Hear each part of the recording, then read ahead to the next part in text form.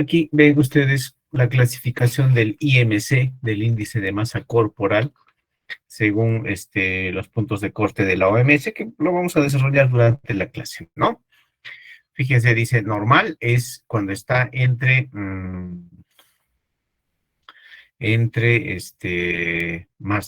menos dos desviaciones estándar y una desviación estándar. Sobrepeso ya por encima de una desviación estándar hasta más dos desviaciones estándar. Esto es algo que han adoptado algunos países, ¿no? Y en este estudio también se hace lo mismo. Obesidad cuando está por encima de dos desviaciones estándar. Ustedes van a ver en otros lugares donde dice sobrepeso por encima de dos desviaciones estándar y obesidad por encima de tres desviaciones estándar, que es lo que los puntos de corte también de la OMS. Y para lo que es delgadez o emaciación, ¿no es cierto? Es cuando está por debajo de dos desviaciones estándar y emaciación severa o delgadez severa por debajo de tres desviaciones estándar. Ah, aquí, para lo que es talla baja, ¿no es cierto? Se utiliza ya también talla edad, ¿no? Igual, normal es cuando está entre menos dos desviaciones estándar y dos desviaciones estándar o puntuación Z. Talla alta cuando está por encima de 2. Talla baja cuando está por debajo de 2 y talla baja severa cuando está por debajo de 3. Estos son los valores que se utilizaron de percentiles para considerar perímetro abdominal, ¿no? En este caso, relacionado a el riesgo de enfermedad cardiovascular. Entonces, a ver, estos son los resultados, como para darnos una idea. De estos niños, de diferentes lugares, de diferentes, ustedes han visto del ámbito rural, del ámbito urbano, de diferentes ciudades, también de Lima, por supuesto. En nuestro país, en niños de 6 a 13 años, entre el 2017 y 2018 se encontró, digamos, con un estado nutricional normal, el 60%, con sobrepeso 22% y con obesidad 16%. Delgadez, ¿no es cierto? Por ejemplo, 0.7%. Esto medido por el IMC, por índice de masa corporal. Sobrepeso, fíjense, está dividido en, hay un poquito más de niñas, ¿no es cierto?, con sobrepeso. Acá lo han dividido, esto no nos interesa mucho, pero fíjense, hay un poco, el 27% de niños, ¿no es cierto?, de entre 6 y 13 años van a tener sobrepeso en diferentes ciudades, ¿no? A nivel Lima metropolitana, el 24%, y a nivel rural, el sobrepeso va a ser menos frecuente, ¿no? El 10%. Pero fíjense, ya en el ámbito rural también hay sobrepeso. Acá vemos obesidad, lo mismo. En este caso, obesidad es más frecuente en varones, ¿no? Si comparamos las regiones, a nivel Lima metropolitana, 20% de obesidad, a nivel, en otras ciudades, a nivel urbano, 17%, y a nivel rural la obesidad es mucho más rara, ¿no? 4%. Aquí lo que es talla baja, o sea, midiendo talla edad, vemos el 90% prácticamente talla normal, ¿no? Y hemos dicho de que en este caso está entre menos dos desviaciones estándar hasta dos desviaciones estándar. Talla baja 8.7%, talla baja severa 0.6% y talla alta 1%. ¿Ok? ¿Qué más? Acá dividiendo talla baja y talla baja severa, ¿no? Más o menos es comparable. En este caso es mucho más frecuente la talla baja que la talla baja severa, tanto en varones como mujeres, y si vemos por regiones, ¿no es cierto? vemos de que a nivel rural va a haber más talla baja y también una proporción mayor de talla baja severa, ¿no? Esto va aumentando a nivel Lima metropolitana, la talla baja va a ser un poco menor, ¿no? A nivel de otras ciudades ya casi lo duplica y a nivel rural va a ser mucho más alto, ¿ok? ¿Qué más? Acá, el riesgo de enfermedad cardiovascular en este caso medido por el perímetro abdominal. Uh, el riesgo va a ser bajo, ¿no es cierto? 62%, alto en un 20% y muy alto en un 17%. Entonces, estos dos grupos de alto y muy alto son pacientes que van a tener, pues, o niños que van a tener un perímetro abdominal, ¿no? Por encima de los percentiles aceptados.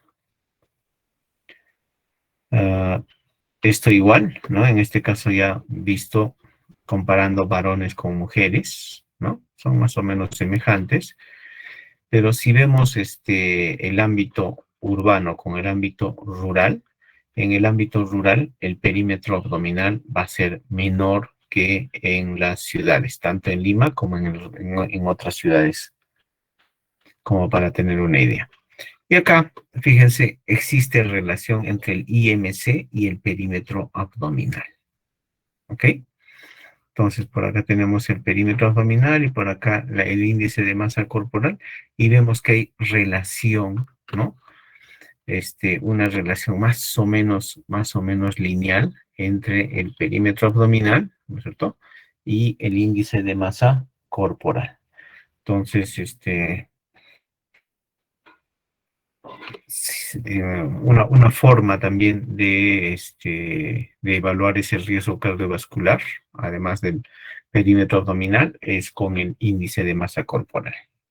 Habitualmente no medimos en los niños el perímetro abdominal, existen tablas, existen percentiles, que los vemos acá, esto, incluso para población americana, ¿no? Con la que podemos hacer esos cálculos. Bien, pero felizmente este perímetro abdominal tiene directa relación con el índice de masa corporal. Este es otro estudio, que acabamos de ver es un estudio nacional peruano. Este es un estudio ecuatoriano donde podemos ver también estas dos cosas, ¿no? Vemos acá lo que es talla y acá lo que es la evaluación con el índice de masa corporal para ver si hay emaciación o delgadez, si está normal, si hay sobrepeso, obesidad, ¿no? ¿Qué más? Y acá igual, talla, ¿no? La talla, un 74% tiene talla normal, un retardo en la talla hasta un 25% y talla alta 0.4%. Este es otro estudio también hecho en Ecuador de hace 1 o 2 años, ¿no? Donde a la evaluación antropométrica le agregan esto, ¿no? Que es la frecuencia con que un niño, en este caso, consume diferentes alimentos, ¿no? Que es algo medio engorroso, pero que también nos ayuda y nos da una idea de cuánto está relacionado, ¿no es cierto?, la ingesta de diferentes grupos de alimentos con el estado nutricional de los niños. Entonces acá vemos, por ejemplo, los alimentos por grupos: cereales, carnes, comidas rápidas, snacks, lácteos, verduras, frutas, productos de pastelería, alimentos enlatados, bebidas gaseosas y sus frecuencias, ¿no?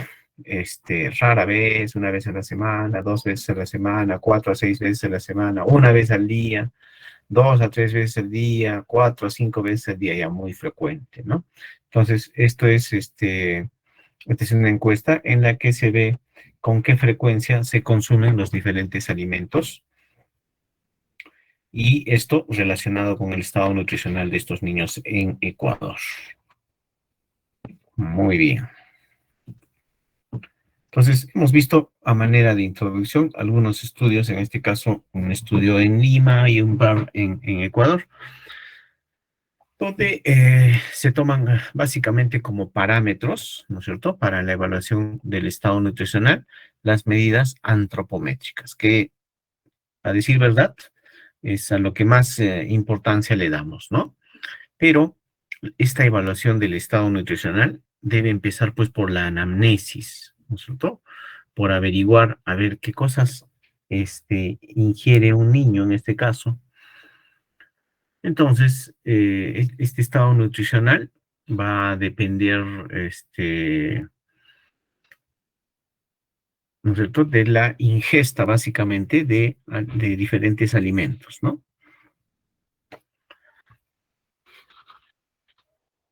A ver, vamos a ver acá. Entonces, esta primera parte es lo que cuando nosotros estamos frente a un paciente, vemos, o cuando tenemos que hacer una historia clínica, lo primero que hacemos es una anamnesis.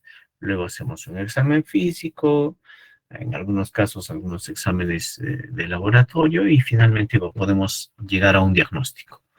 Algo parecido ocurre cuando hablamos de la evaluación nutricional, ¿no? Entonces, hacemos primero una historia clínica, nutricional, hacemos una historia dietética, luego viene la exploración física, de repente a lo que más nos abocamos, la valoración antropométrica, en algunos casos, algunos exámenes, ¿no? Y finalmente la estimación de los requerimientos energéticos para las diferentes edades, en este caso tanto para niños como para niñas. Entonces, fíjense, en la valoración del estado nutricional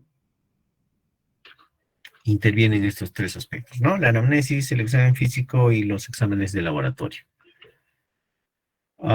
Ninguno de estos es superior a otro, ¿no es cierto?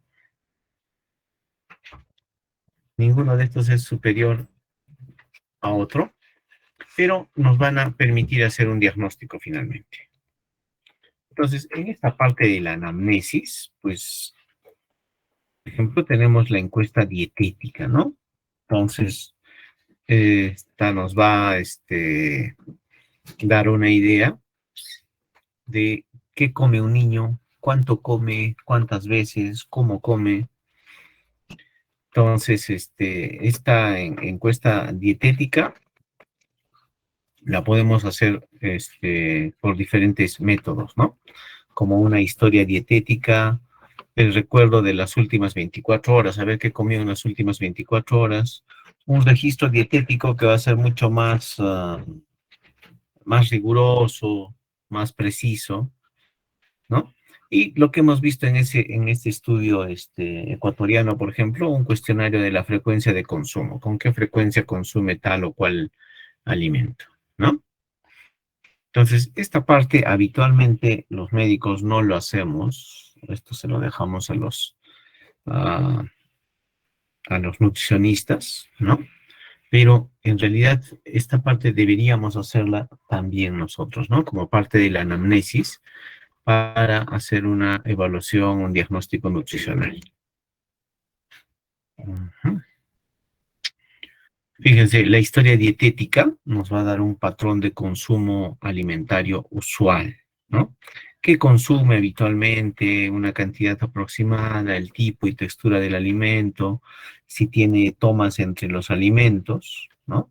A media mañana, a media tarde. El recuerdo de las últimas 24 horas. En algunos casos se pregunta, a ver, ¿qué comió, qué desayunó ayer, ¿no es cierto? ¿Qué desayunó? ¿En qué consistió el desayuno, el almuerzo, la cena? Pero esto, tratando de no irse muy lejos, ¿no? Pero puede no ser representativo. ¿Por qué? Porque podría ser distinto, ¿no es cierto? Si es que es un día de la semana en especial, si el día por el que estamos preguntando fue de repente un fin de semana o un día de semana, eso puede tener variaciones, ¿no? Entonces, no necesariamente el recuerdo de la ingesta de las últimas 24 horas va a ser pues un indicativo de lo que habitualmente ingiere un niño. El registro dietético es mucho más completo, ¿no? Va a ser generalmente más de 3 días, va a ser mucho más preciso, ah, pero también implica mayor cooperación, mayor motivación. Ahora, como ventaja, ¿no es cierto? Es que puede inducir a cambios, ¿no? Para, en este caso, de repente, en favor del niño, ¿no? Para que tenga una mejor ingesta de alimentos. Muy bien, entonces de estas formas vamos a hacer esa primera parte de la evaluación nutricional en cuanto a la anamnesis, ¿no? Ya sea por un recuerdo en las últimas 24 horas o tratando de ser un poco más precisos mediante un registro dietético, ¿no? Bastante detallado. Muy bien. La siguiente parte de la evaluación nutricional va a ser la exploración física, ¿no? A ver si encontramos al momento de examinar físicamente a un niño, en este caso, algún signo, algún síntoma que nos haga sospechar de alguna carencia o algún exceso de algún nutriente. Acá tenemos un ejemplo, varios ejemplos, ¿no? De, a ver, diferentes órganos o sistemas que pueden estar afectados, los síntomas que van a manifestar, signos o síntomas que van a manifestar, y la carencia con la que podría estar relacionada, ¿no? Entonces, a nivel general, por ejemplo, podemos tener bajo peso, sobrepeso, edemas, talla corta o estatura corta, apatía, irritabilidad, y esto puede estar relacionado con una desnutrición calórica, proteica, o con un exceso de calorías si estamos, por ejemplo, frente a un sobrepeso. En cuanto a la grasa subcutánea, esta puede estar disminuida, puede estar aumentada, puede haber edema, igual puede estar relacionada con una desnutrición calórica, proteica, o con un exceso de calorías. A nivel de la masa muscular, puede haber consunción y dolor, ¿no? Esto también está relacionado con desnutrición calórica, proteica, con deficiencia de tiamina. A nivel óseo o a nivel del esqueleto, pueden haber craniotabes, pueden haber protuberancias parietales y frontales, agrandamiento epifisario, tórax en quilla, reborde de las costillas, y esto puede estar relacionado con déficit de calcio, vitamina D. A nivel de piel y mucosas, palidez, sequedad, dermatitis, petequias, retrasos en la curación de las heridas, ¿no? Ah, con diferentes minerales como hierro, zinc, otras, en este caso, vitaminas, ¿no? Del complejo B como tiamina o vitamina C o ácido ascórbico, ácidos grasos esenciales. A nivel de cabellos y uñas, pueden haber alopecia, cabellos finos, ralos, despigmentados, friables. Esto por deficiencia de diferentes minerales o vitaminas. A nivel de labios y encías, igual, keilitis, estomatitis, gingivitis, por déficit de vitamina B, ácido ascórbico. A nivel de los dientes y de la lengua, ¿no? Puede haber caries, esmalte anormal, una lengua lisa, roja, pálida o dolorosa. En este caso, por deficiencia o exceso de flúor, si es que a nivel de los dientes o a nivel de la lengua, por deficiencia de niacina, riboflavina, vitamina B12. A nivel de los ojos, sequedad, queratomalacia, hiperemia pericorneal, retinitis pigmentosa, fotofobia, ¿no? Y acá tenemos la carencia que debemos considerar, ¿no? Carencia de vitamina A, riboflavina, vitamina E, zinc. A nivel gastrointestinal, diarrea, está relacionado con déficit de zinc, hepatomegalia, hígado graso con desnutrición calórico-proteica. A nivel cardiovascular, miocardiopatía por deficiencia de selenio, tiamina, arritmias por falta de potasio, calcio, fósforo. A nivel endocrino, hipotiroidismo, bocio, ¿no? Si es que hay déficit de yodo, intolerancia a la glucosa por el déficit de cromo, hipogonadismo por desnutrición calórica proteica. A nivel neurológico, diferentes neuropatías periféricas por deficiencia de tiamina, piridoxina, vitamina B12, alteraciones psicomotoras, confusión en las desnutriciones calórico-proteicas y otros, ¿no? Entonces, son diferentes signos y síntomas que podemos encontrar en el examen físico y que podemos relacionarlos con algunas carencias específicas, ¿no? Por alguna sustancia, mineral, vitamina deficiente. Muy bien. Entonces, después del examen físico, una de las partes más importantes de la evaluación nutricional es la evaluación antropométrica. Dentro de estas, las más importantes, ¿no es cierto? Va a ser tomar peso, talla, perímetro cefálico. Esto habitualmente lo hacemos, ¿no? Pero se pueden agregar a estas la circunferencia braquial, ¿sí? El pliegue cutáneo también. Acá faltaría el perímetro abdominal, por ejemplo. Muy bien. Pues fíjense, podemos tomar medidas y estas medidas se pueden convertir en índices. Si hablamos únicamente de peso, así a secas, o de talla, perímetro cefálico, circunferencia braquial, pliegues cutáneos o perímetro abdominal, estas simplemente son medidas. Pero esas medidas se pueden convertir en índices. ¿Ok? Entonces, ¿cuándo se convierte en un índice esta medida? Cuando esta medida se relaciona con otro factor, con otra variable. En este caso, por ejemplo, peso-edad ya se convierte en un índice, ¿no? Talla-edad ya se convierte en un índice. Peso para la talla, ¿sí? El índice de masa corporal, que ustedes saben que es el peso sobre la talla en centímetros al cuadrado. Perímetro cefálico para la edad o perímetro abdominal para la edad, ¿no? Entonces, estos, cuando se relacionan, como en este caso, con la edad, o entre ellos, como por ejemplo peso para la talla, o el índice de masa corporal en la que se relaciona el peso sobre la talla al cuadrado, pues ya no son solo simples y frías medidas, sino ya se convierten en índices. Y en este caso ya nos pueden dar una interpretación. Entonces, de las medidas antropométricas, ¿no es cierto? Las más utilizadas, las más sencillas de realizar en grupos grandes de población son el peso y la talla. Entonces, vamos a ver cómo se puede medir el peso. Esta es la forma más antigua, una de las formas más antiguas de tomar el peso, ¿no? Una balanza pediátrica o de palanca que en realidad ya están quedando en desuso. Yo creo que van a pasar a los museos ya.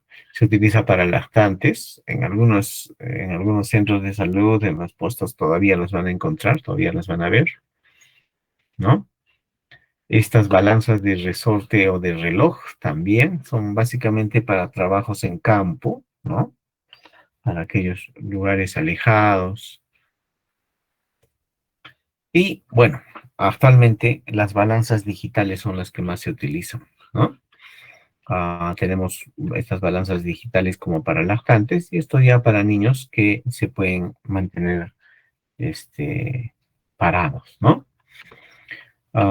Funcionan con baterías, esas baterías pueden durar un montón de tiempo, felizmente.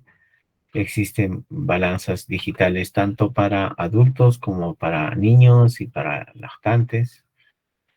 En el caso de estas balanzas van a tener precisión generalmente de 100 gramos, ¿no? Cada 100 gramos van a ir aumentando o disminuyendo el peso. En cambio, estas para lactantes van a tener precisión generalmente de 10 gramos, ¿no? Cada 10 gramos. Hay algunas incluso hasta 5 gramos. Otra ventaja de estas balanzas digitales es que se apagan automáticamente y por ello es que sus baterías también duran un montón. Esta es la balanza de plataforma, esta todavía se utiliza bastante. ¿no? Probablemente con el tiempo también sean reemplazados por las digitales. Tiene un sistema de pesas. Lo vamos a utilizar para niños mayores de 2 años, que ya se pueden mantener parados, ¿no? Por supuesto, por encima de los 2 años. Y tiene graduaciones cada 100 gramos. Entonces, parecido a esta balanza digital, ¿no? Cada 100 gramos. Algunas recomendaciones para pesar. La balanza debe estar debe estar colocada en una superficie lisa, firme, horizontal y plana. Eso es importante, ¿no? A veces colocamos una balanza digital sobre la cama, eso no nos va a dar pues un peso adecuado. Tiene que estar sobre una mesa, sobre una superficie plana, una superficie firme, horizontal. Ah, en algunos casos hay que tarar la balanza, es decir, hay que ponerlas en cero, ¿no? Ah, de preferencia sin ropa, en el caso de los niños, o con una ropa muy, muy ligera. En cuanto a la medición de la talla, tenemos dos instrumentos, ¿no? El infantómetro y el alímetro. El infantómetro lo vamos a utilizar para niños menores de 2 años. Por supuesto, esta medida va a ser en posición horizontal, ¿no? Existen infantómetros que son fijos, otros que son portátiles. Esto es importante, ¿no? Cómo medir, en este caso, la talla. Hay que acostar al niño boca arriba, la cabeza contra la pieza fija. Esta pieza que va a estar hacia la cabeza es una pieza fija. La pieza móvil es la que va a estar hacia los pies, ¿no? Con la mirada recta, generalmente haciéndonos ayudar con la mamá para que nos colabore mejor el niño. Y de esta forma, ¿no? Tratamos de medir rápidamente en este caso la talla o longitud también. Y generalmente tratamos de hacerlo rápido antes de que el niño reaccione y comience a pelear, ¿no? Y esta es la otra forma.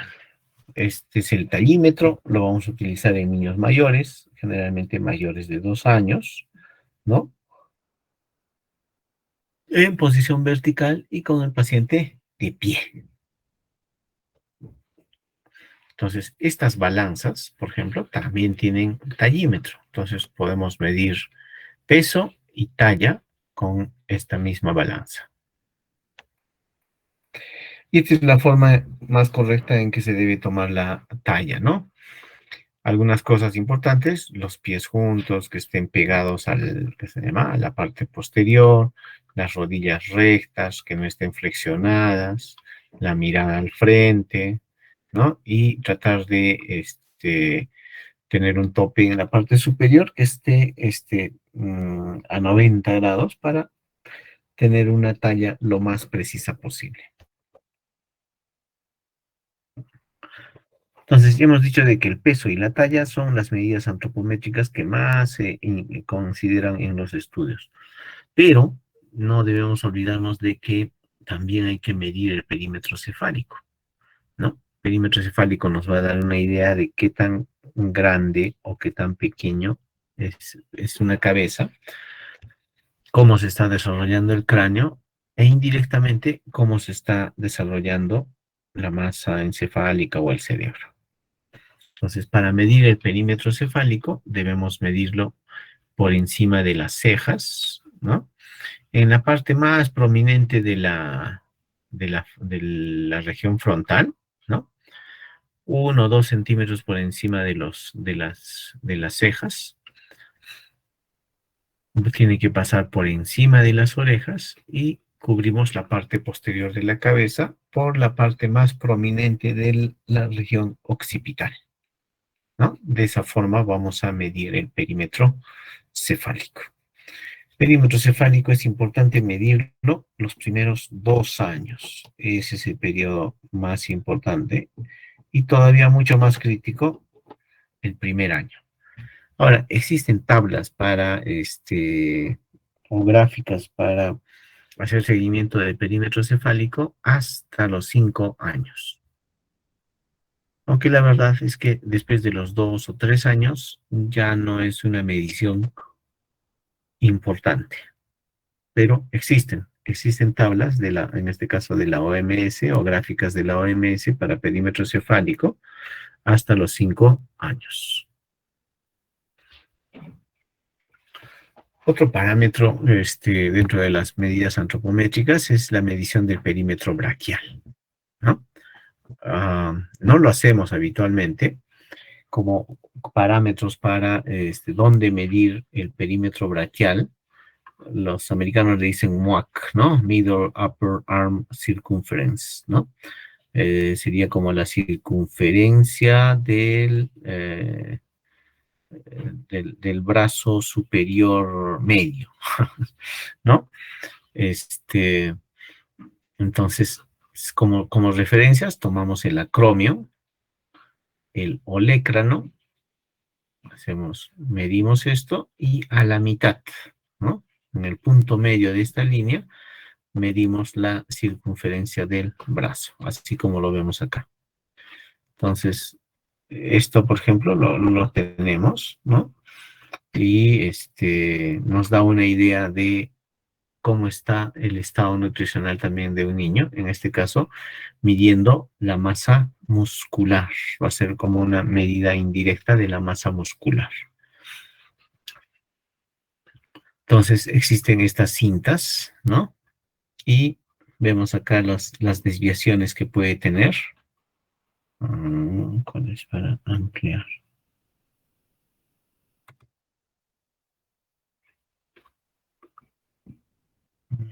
Ahí está. Ahí está. Entonces acá tienen ustedes la puntuación Z para el perímetro braquial. En este caso es para niños de 5 a 9 años y medio. Este otro es para niños más, para 2 a 23 meses, fíjense, ¿no? Entonces, existen para diferentes edades. Y una vez cruzadas estas cintas, nos va a marcar amarillo, verde, verde con rayas o las otras, ¿no? Y lo vamos relacionando con estas puntuaciones Z del perímetro braquial.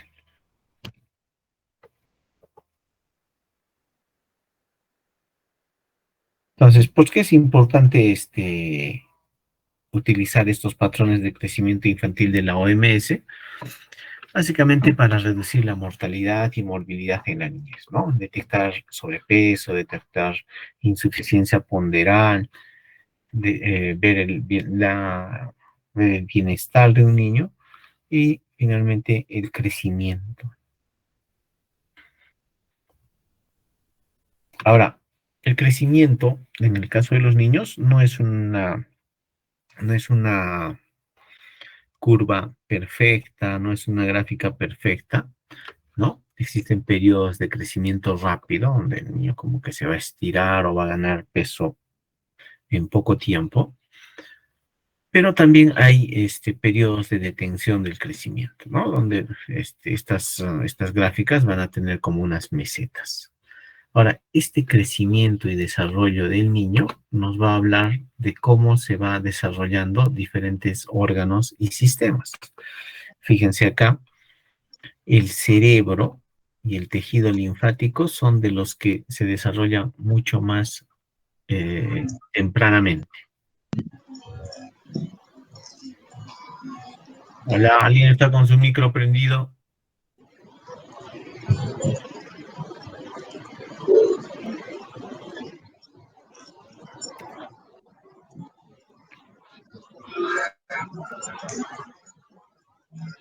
Iván,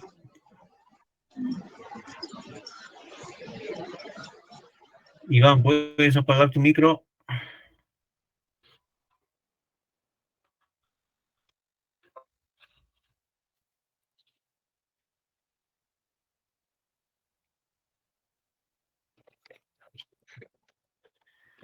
Muy bien.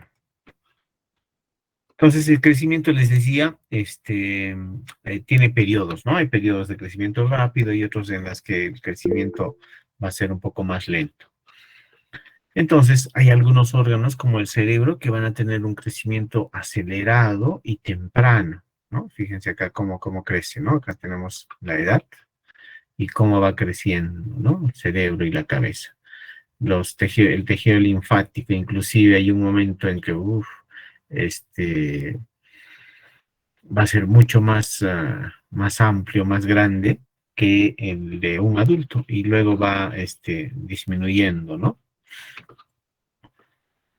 Mientras que, por ejemplo, el crecimiento de los órganos reproductores va a ser pues así bastante lento, hay un periodo en el que prácticamente no crece y luego con la pubertad van a comenzar a desarrollarse.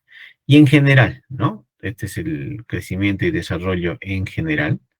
Entonces, va a tener un crecimiento algo rápido, no tan rápido como el del cerebro, por ejemplo, pero en los primeros años, luego entra como en una meseta y vuelve a haber un crecimiento bastante acelerado en la pubertad.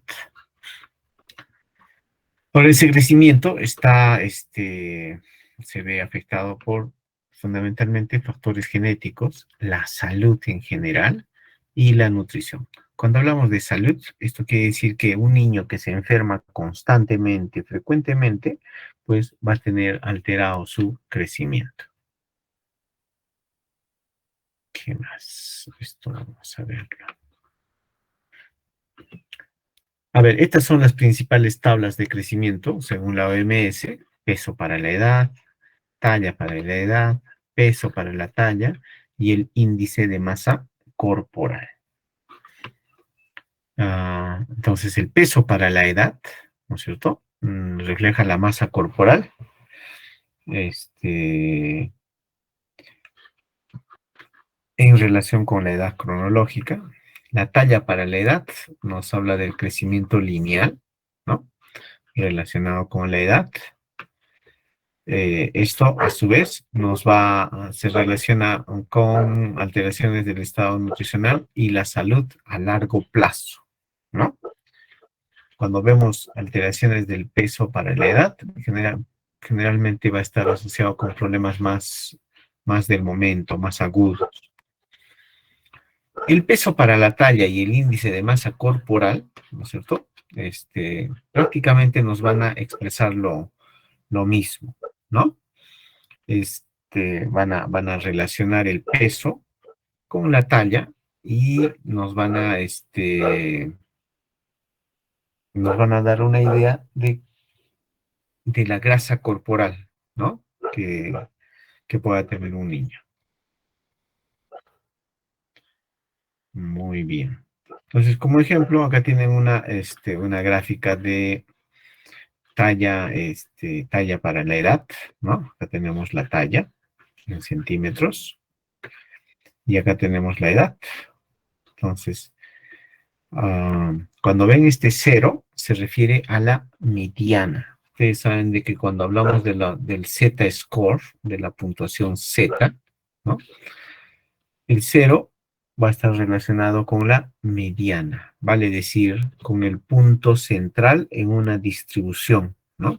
Ustedes tienen una campana de Gauss acá, ¿no es cierto? Y lo que está al medio, al centro de esa distribución es la mediana o puntuación Z0.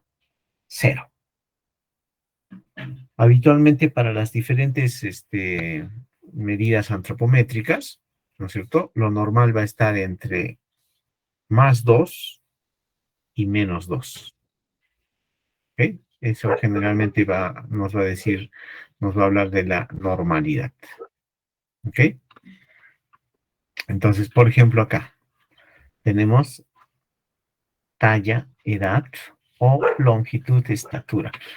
Generalmente se habla de longitud para los niños menores de 2 años y estatura para los niños mayores de 2 años. Pero ambos podríamos reemplazarlo por talla, ¿no? Talla para la edad. En este caso, Ya también, desde el nacimiento solamente hasta los 2 años, igual, tenemos estas acá, ¿no? Es de la puntuación 0, que corresponde a la mediana, ¿no? Acá la puntuación Z más 2, acá la puntuación Z menos 2, la puntuación Z más 3 y la puntuación Z menos 3.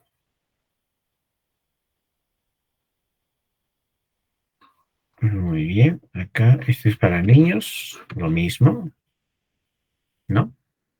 Acá algunos ejemplos, ¿no? Decimos, tenemos un niño, en este caso es una gráfica, ¿no es cierto? Mucho más específica, ¿eh? Fíjense, desde el nacimiento hasta los 6 meses, ¿no? Desde el nacimiento hasta los 6 meses. Solo que hasta los 3 meses está bastante detallado, ¿no? Prácticamente por semanas. Entonces, este es un niño que tiene 6 semanas, acá están las semanas, tiene 6 semanas y pesa 5 kilos. Entonces está prácticamente en la puntuación 0. Entonces tiene un Z-score, una puntuación Z de 0. ¿Qué quiere decir eso? Que está prácticamente en la mediana, coincide con la mediana.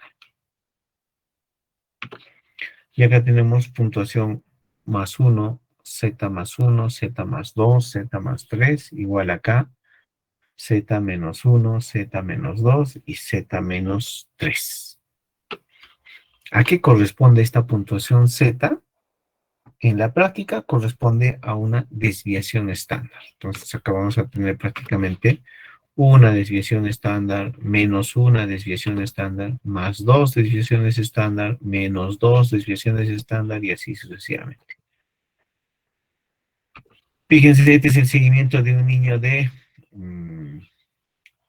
que se ha hecho a los 2 años, 4 meses, a los 3 años, 3 meses y a los 4 años, 2 meses, ¿no? En este caso se ha hecho seguimiento de la talla. Tenemos acá las tallas, ¿no? Aquí estaba en la puntuación, estaba en la puntuación casi Z más 1, ¿no? Aquí ya se está acercando a la puntuación 0, ¿sí? Y para el año siguiente ya está por debajo de la puntuación 0. O sea, un Z-score, una puntuación Z por debajo de 0. Será pues menos 0 punto algo, ¿no? Entonces, este niño, por ejemplo, está teniendo una tendencia a ir bajando en su puntuación Z para la talla para la edad. Este es un niño que tiene, en este caso, el peso, ¿no es cierto? Acá, o el peso para la talla, perdón. O sea, esa adecuación de peso para la talla, que podría ser comparable con el índice de masa corporal. Entonces, el peso para la talla es comparable al índice de masa corporal. Vemos acá, en un momento, le tomamos y está acá entre un poquito por encima de la puntuación más 1, una puntuación Z más 1, ¿ok? Pero está un poquito lejos de una puntuación 2, ¿no? Y se mantiene en el tiempo, ¿no? Después de un tiempo se le vuelve a tomar y continúa ahí por encima de la puntuación 1. En este caso es el índice de masa corporal, ¿no? El índice de masa corporal, lo vemos acá, estaba prácticamente en la puntuación Z, ¿no es cierto? 0, vale decir en la mediana, ¿no? Y después de esto era a los 7 meses, ¿no? A los 7 meses estaba muy bien. Y al año 2 meses, pues ya estamos por encima de la puntuación 1. Entonces, esto debió haberse mantenido en esta curva, ¿no es cierto? Entonces, pero en este niño, pues ha pasado de una puntuación 0 a una puntuación 1 punto y tantos, ¿no? 1.2, 1.3, digamos. En la puntuación Z. Entonces vemos acá una variación. Muy bien. Esto es lo que quiero que aprendan. Interpretar esta tablita, que es prácticamente el resumen de lo que recomienda la OMS para la interpretación, para el análisis de la evaluación antropométrica. En este caso, se miden solamente dos parámetros, peso y talla, ¿sí? Entonces, con esos dos datos de peso y talla, podemos tener todas estas opciones. Fíjense, si tomamos talla, ¿sí? Tomamos talla, talla para la edad. Puedo tener, ¿no es cierto? Talla alta, si es que estamos acá, ¿sí?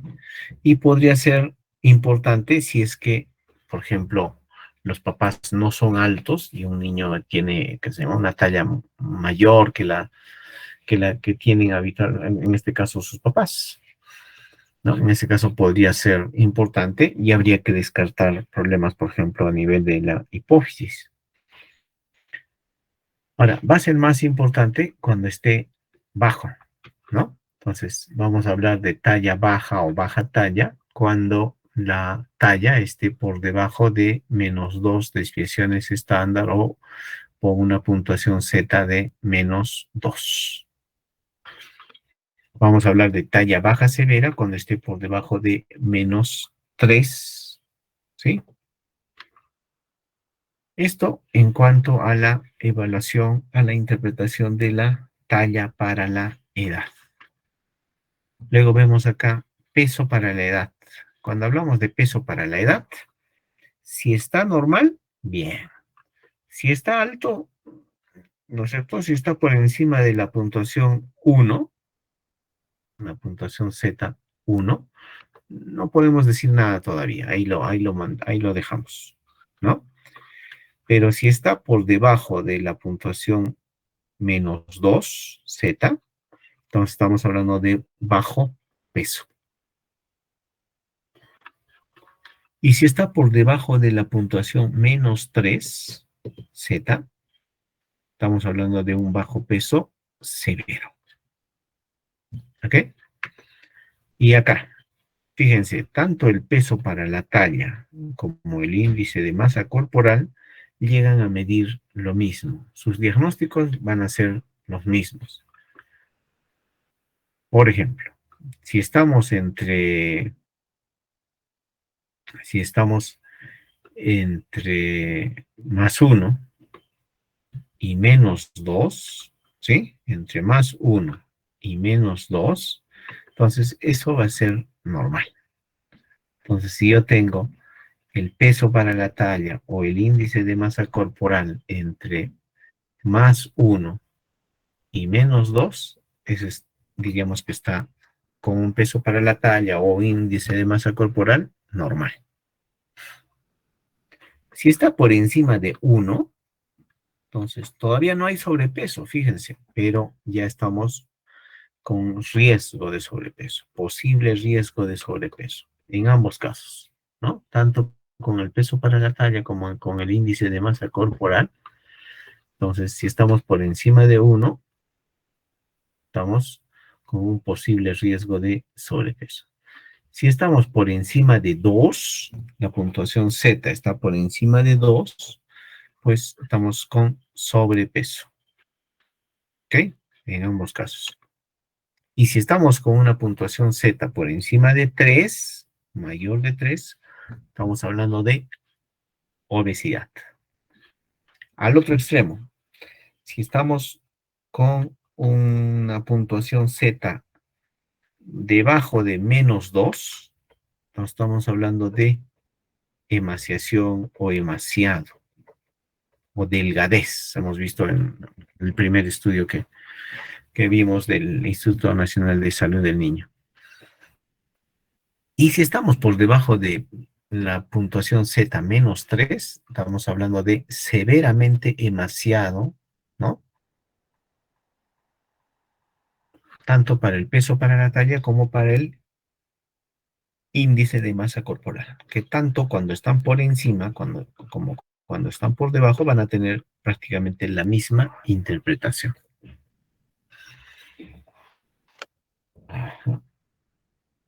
Para no olvidarnos, por supuesto, existen gráficas, tablas, curvas para perímetro cefálico.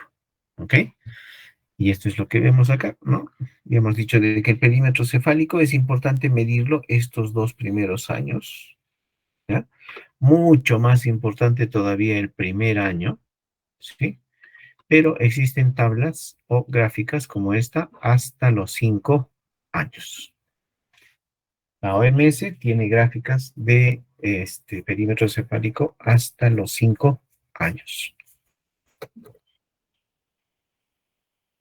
Y este es el índice de masa corporal, en este caso por percentiles. Igual.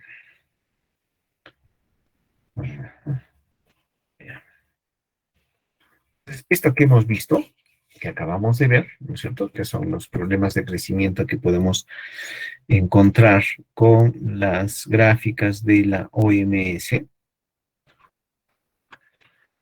Tiene algunas cositas importantes, ¿no? Por ejemplo, cuando la talla para la edad está por encima, fíjense, ver nota 1 dice, un niño en este rango es muy alto, ¿no? Y en este caso se debe sospechar un desorden endocrino, en especial si los papás tienen pues una talla normal o de repente baja. Entonces hay que buscar, en este caso, algún problema endocrino. Fíjense acá, talla baja o talla baja severa. Ver nota 4.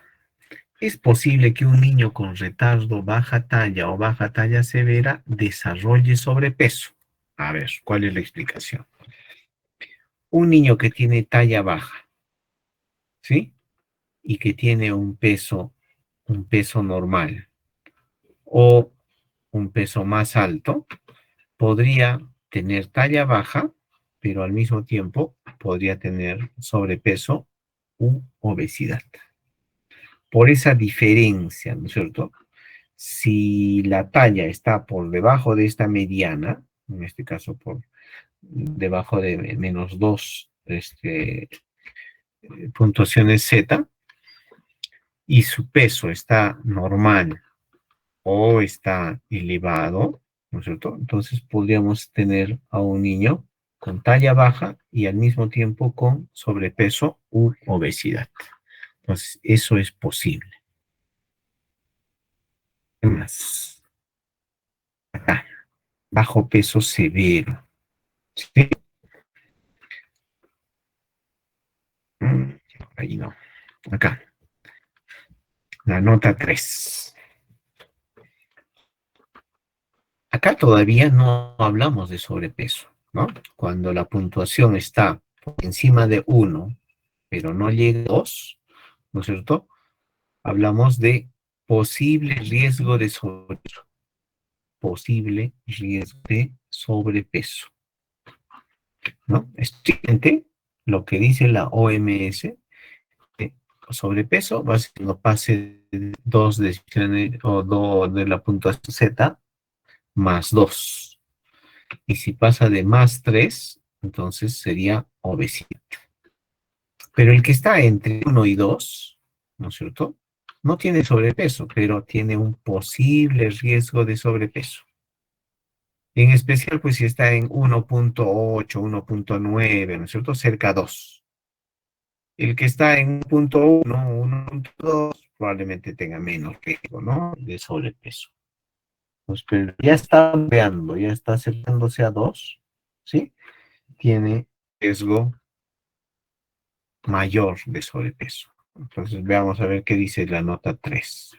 Dice así. Un punto marcado por encima de 1 muestra un posible riesgo. Una tendencia hacia la línea de puntuación Z2 muestra un riesgo definitivo. Es decir, si yo estoy acá cerca a 2, ¿sí? Cerca de 2, entonces voy a tener un riesgo definitivo de desarrollar sobrepeso.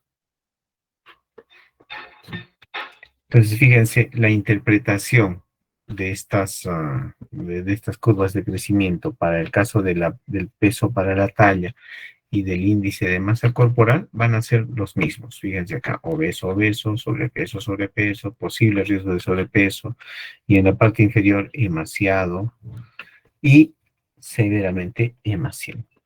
Donde ustedes van a encontrar diferencia, por ejemplo, con el estudio que les mostré, es que para algunos estudios y en algunos países ya consideran sobrepeso cuando está por encima de 1.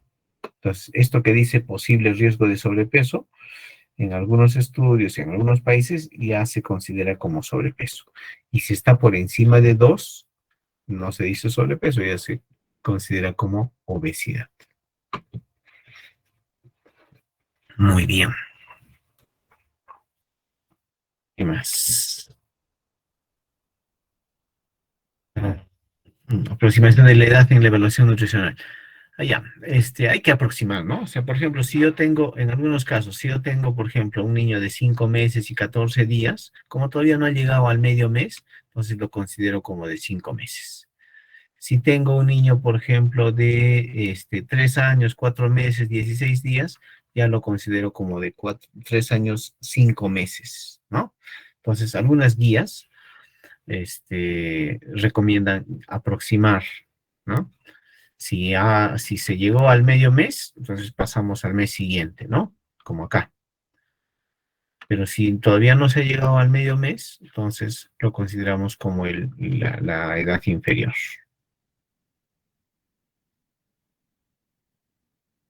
Entonces, así es como habitualmente se abrevian, ¿no es cierto? Esto significa peso para la edad, esto significa talla para la edad, esto significa peso para la talla, ¿no? Que ya hemos dicho que se evalúa casi como un sinónimo de el IMC, ¿no? El índice de masa corporal. En este caso, índice de masa corporal para la edad y finalmente el perímetro cefálico para la edad. Entonces, ustedes van a ver en las tablas, en los gráficos, en forma indistinta. A veces dice talla, a veces dice longitud, a veces dice estatura, a veces dice los dos o tres, ¿no? Pero en nuestro medio hablamos en general de talla. En general hablamos de talla. Para los menores de 2 años le decimos longitud, que va a ser medido en un infantómetro. Y para los mayores de 2 años utilizamos el término estatura para referirnos a la talla, y esta ya la podemos hacer en un tallímetro. Entonces, en este caso en forma vertical y aquí echada en forma horizontal. Las tablas que tiene la OMS se clasifican en tablas para un niño de 0 a 2 años, otro de 2 a 5 años y por último de 5 a 19 años. Pues la OMS ha estado sacando estas gráficas, estas tablas de crecimiento en forma progresiva. Las primeras que salieron eran aquellas de 0 a 2 años, luego salieron las de 2 a 5 años y posteriormente las de 5 a 19 años. Estas son unas direcciones de una página colombiana en la que se pueden ver todos los gráficos de crecimiento, tanto de la OMS como del CDC, en el caso de la OMS, tanto por percentiles como por la puntuación Z. Vamos a hacer la prueba, fíjense. Entonces acá tenemos gráficas de crecimiento de la OMS, ¿sí? Entonces tengo acá talla para la edad, peso para la edad, peso para la talla, índice de masa corporal para la edad. ¿Ok? Fíjense lo que les decía. por ejemplo acá, talla para la edad. Hay del nacimiento a los 6 meses. Entonces, si es que yo quiero hacer un seguimiento riguroso, voy a usar esa tablita de nacimiento, desde el nacimiento hasta los 6 meses. Pero lo que más se utiliza, por ejemplo, es de nacimiento hasta los 2 años. Hay otro de los 2 a los 5 años, ¿sí? Y va a haber otro para después de los 5 años, ¿no? Esto en cuanto a percentiles. Entonces acá lo vemos por percentiles. Vamos a ver uno como ejemplo.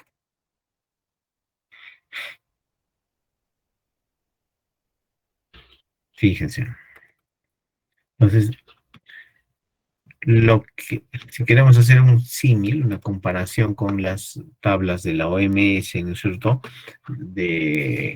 Con puntuación Z y estas de la OMS con percentiles, el percentil 50 más o menos correspondería con la puntuación 0, ¿ok?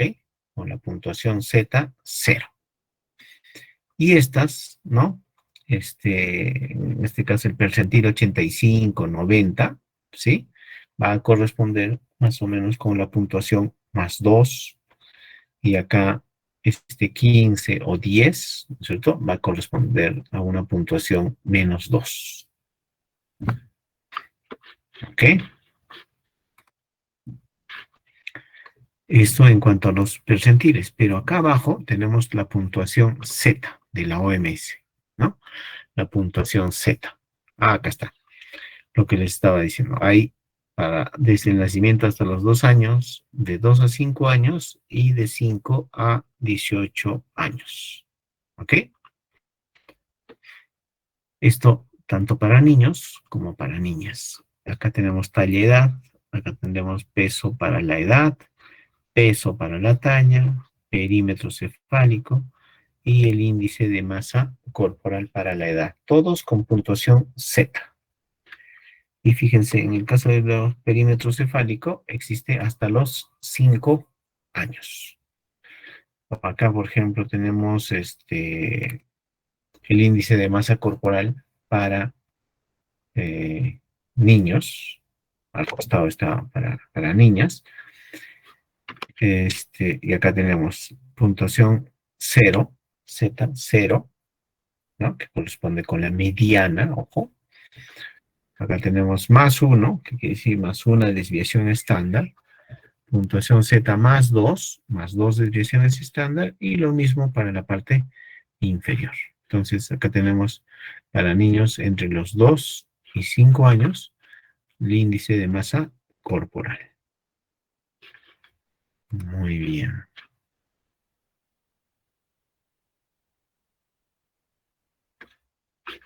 Ok. Entonces, en esta página o en estas páginas, que es de la misma, ¿no? Van a encontrar las de la OMS, que es lo que más utilizamos, y algunos todavía utilizan los del CDC, ¿no? Ese es de los americanos. Ahora, hemos estado hablando del puntaje Z. El puntaje Z no es otra cosa más que la desviación estándar. Pero para ser exactos, para ser precisos, esa puntuación Z tiene toda una fórmula, ¿no? Que va a, ¿qué se llama? Variar por este indicador de simetría, por un coeficiente de variación, pero finalmente esta puntuación Z está directamente relacionada con la desviación estándar.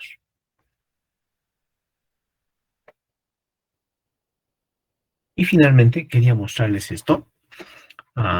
Esta es una aplicación, se llama PetZ, esta de acá, ¿no? Lo van a encontrar gratis en Play Store.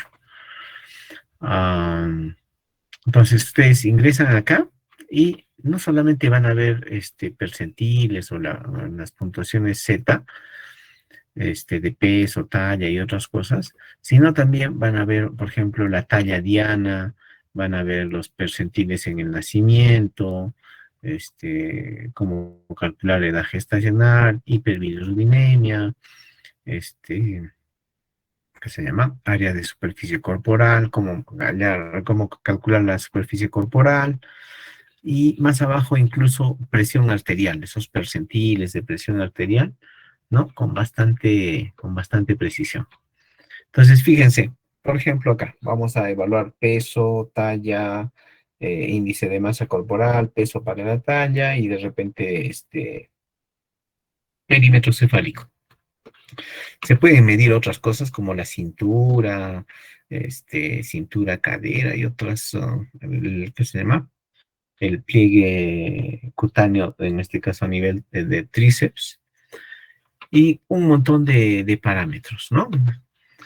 En este caso, estamos hablando de una niña, su fecha de nacimiento, 26 de agosto de 2020, la fecha actual de hoy día, tiene 2 años, un mes, ¿sí? Le hemos puesto que pesa 14 kilos, que tiene una talla de 84, y con eso ya me va a dar, qué sé, ¿no? Una interpretación. En el caso de su peso, ¿sí? Dice que está en el percentil 88 y con una puntuación Z 1.2, ¿no?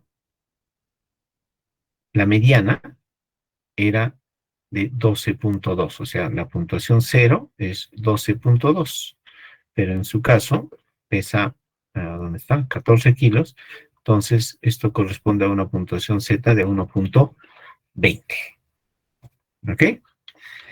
La talla tiene 84 centímetros, percentiles, dice que está en percentil 23 y puntuación Z menos 0.75. Entonces, fíjense, el peso está por encima, la talla está por debajo. ¿Qué podría pasar? Podría ser sobrepeso, ¿no es cierto? Obesidad.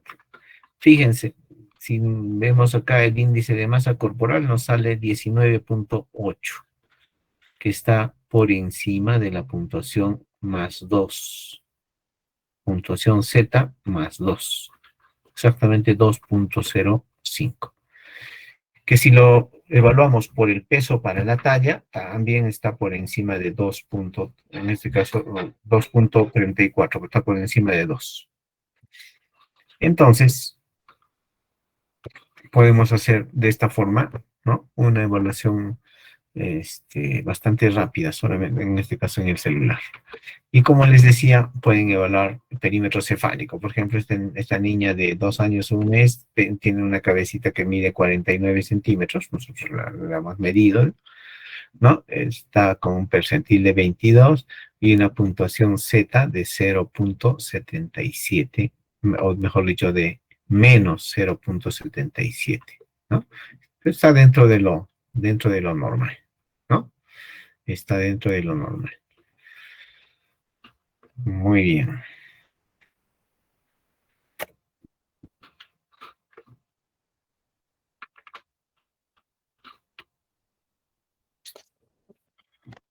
¿Preguntas?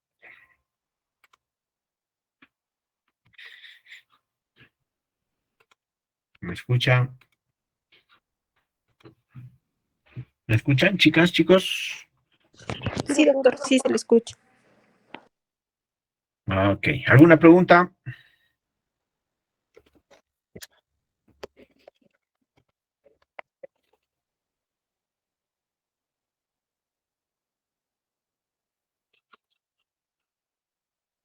¿No hay preguntas?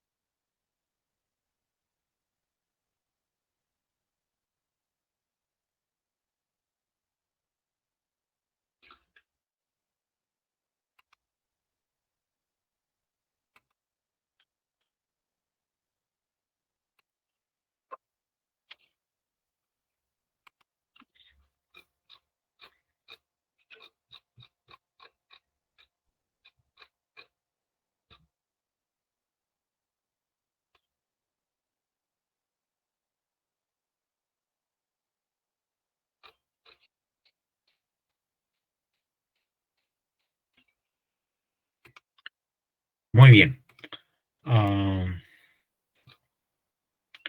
para terminar, vamos a hablar sobre esto, sobre el desarrollo infantil. Vamos a ver así, a grandes rasgos, a ver qué cosas debe hacer un niño para sus diferentes edades. De eso se trata esto. A ver. ah, Bueno, esto ya lo pueden leer, yo se los voy a pasar por completo.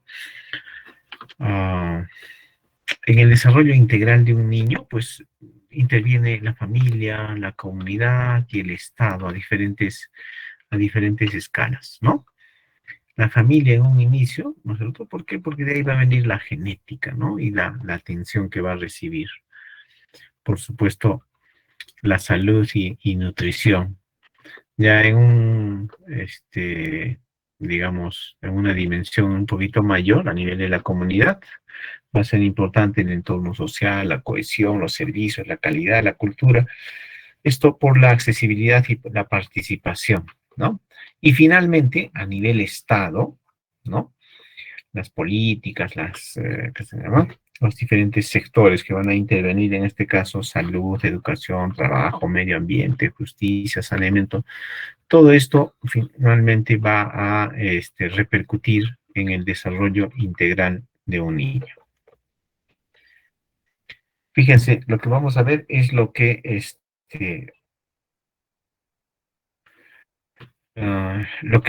se hace, ¿no? Dentro de la atención integral de las enfermedades prevalentes de la infancia, conocido como AYEPI.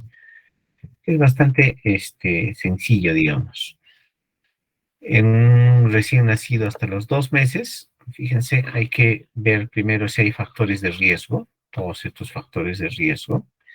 Por ejemplo, que no haya tenido controles, que haya habido problemas durante el embarazo, que haya prematuridad, que haya nacido con menos de 2.500, que haya tenido una ictericia grave y eso traer secuelas, ¿no es cierto?, por un Kernicterus, por ejemplo, hospitalización en el periodo neonatal, enfermedades graves como meningitis o traumatismo cráneoencefálico, parentesco entre los padres, deficiencia mental o alguna otra alteración en la familia, factores de riesgo como violencia familiar, depresión materna, drogas, alcoholismo.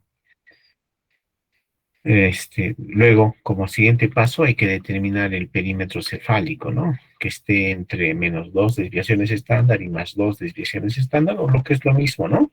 Entre -2, puntuación en Z -2 o +2.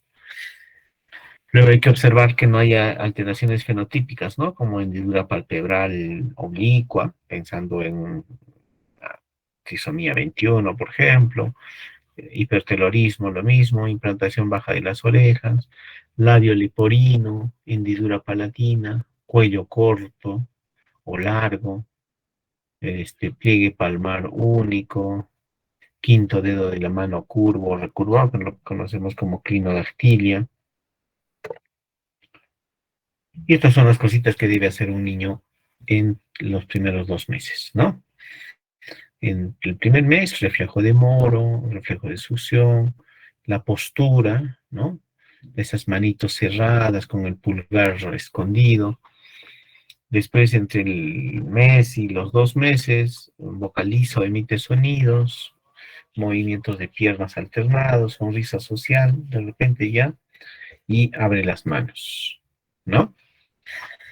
Entonces, estas son las cosas que podemos encontrar, ¿no? Podemos encontrar un probable retraso del desarrollo, un desarrollo normal con factores de riesgo, que ya los hemos visto, o alerta para el desarrollo, ¿no? Hay algo que el niño debería hacer y que todavía no lo hace.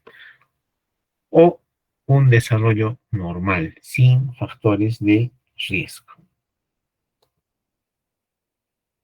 Entre los 2 y 24 meses hacemos lo mismo, nos preguntamos si hay factores de riesgo, medimos el perímetro cefálico, vemos algunas alteraciones fenotípicas, digamos, ya las hemos visto también, y esto es lo que tiene que hacer un niño, ¿no es cierto?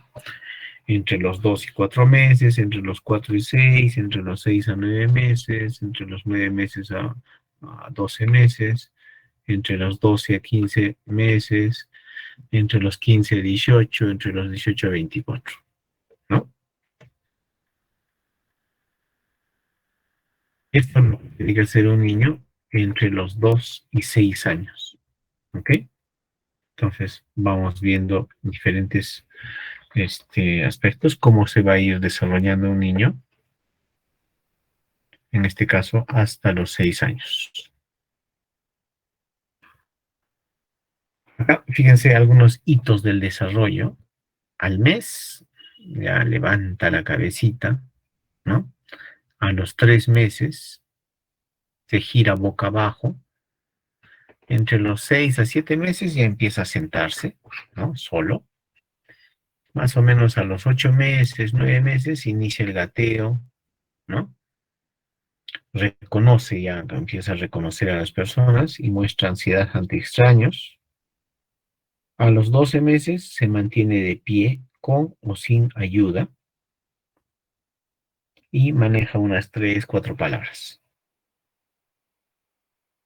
Más o menos a los 15 meses, un poquito más allá del año, ¿no es cierto? Va ya a caminar sin mayor dificultad, solo caminar. A los 18 meses reconoce algunas partes del cuerpo, sube escaleras, ayuda a vestirse. A los 24 meses corre, sabe su nombre. A los 3 años ya no usa pañales, anda en triciclo, dibuja figuras humanas. Y a los 4 años ya recorta con tijeras, se viste y se desviste. Esto, algunos reflejos primitivos importantes. Por ejemplo, el reflejo de succión, ¿no? Es importante saber en qué momento desaparece, ¿no? Desaparece a los 3 meses y es patológico, así, cuando está presente después de los 6 meses. El reflejo de Moro también desapareció a los 3 meses. El reflejo palmar, sobre todo el reflejo de prehensión, desaparece entre los 4 a 5 meses y va a ser patológico si es que lo encontramos después de los 6 meses. El reflejo plantar desaparece entre los 9 a 12 meses, ojo, ¿ok? ¿Qué más?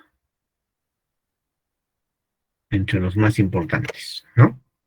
O sea, hay que saber en qué momento desaparece para cuando examinemos, pues veamos que la persistencia de alguno de estos reflejos no es normal. Algunas banderitas rojas, ¿no? O sea, ¿cuándo debemos de alertarnos? Por ejemplo, cuando a los 12 meses no se sostiene de pie, tiene reflejos anormales, no dice dos palabras, no entiende órdenes sencillas. Entonces, si yo tengo un niño de 1 año, 12 meses, no se sostiene de pie, tiene presencia de reflejos anormales, que ya los hemos visto, no dice dos palabritas, no entiende órdenes sencillas, esa es una bandera roja. A los 15 meses no camina solo, no arroja objetos, no dice 3 o 4 palabritas, pasa ininterrumpidamente de una actividad a otra, ¿no es cierto? Esto a los 15 meses, está pasando de una a otra actividad. A los 18 meses no sube escaleras, año y medio, no dice 7 a 10 palabras, no conoce partes del cuerpo, ¿no? No bebe de un vaso. Entonces, estos síntomas o estos hallazgos son de alerta. Ya a los 24 meses no corre, no asocia dos palabras, no dice no.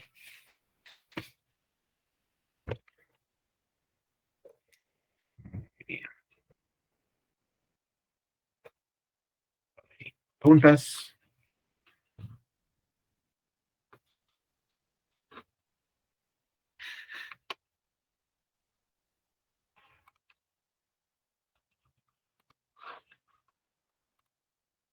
¿Alguna pregunta, chicas, chicos?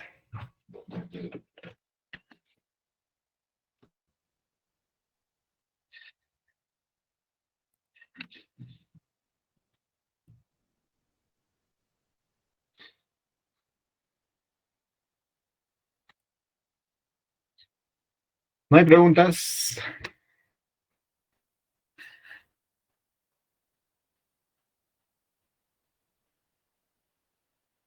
Listo. Mañana vamos a hablar sobre lactancia materna y anemia, me parece. Sí, lactancia materna y anemia. Está bien, doctor. ¿Ya? Les mando la clase ahora en la noche para que ustedes lo vayan revisando y a ver si mañana hay preguntas. ¿Ok? Está bien, doctor. Muchas gracias. Listo. Muy bien, chicas, muy bien, chicos. Nos vemos mañana. Buenas tardes, Doctor, doctor. hasta mañana. Gracias, Gracias. doctor. Gracias, Hasta luego. doctor. Hasta Gracias, mañana. chicos.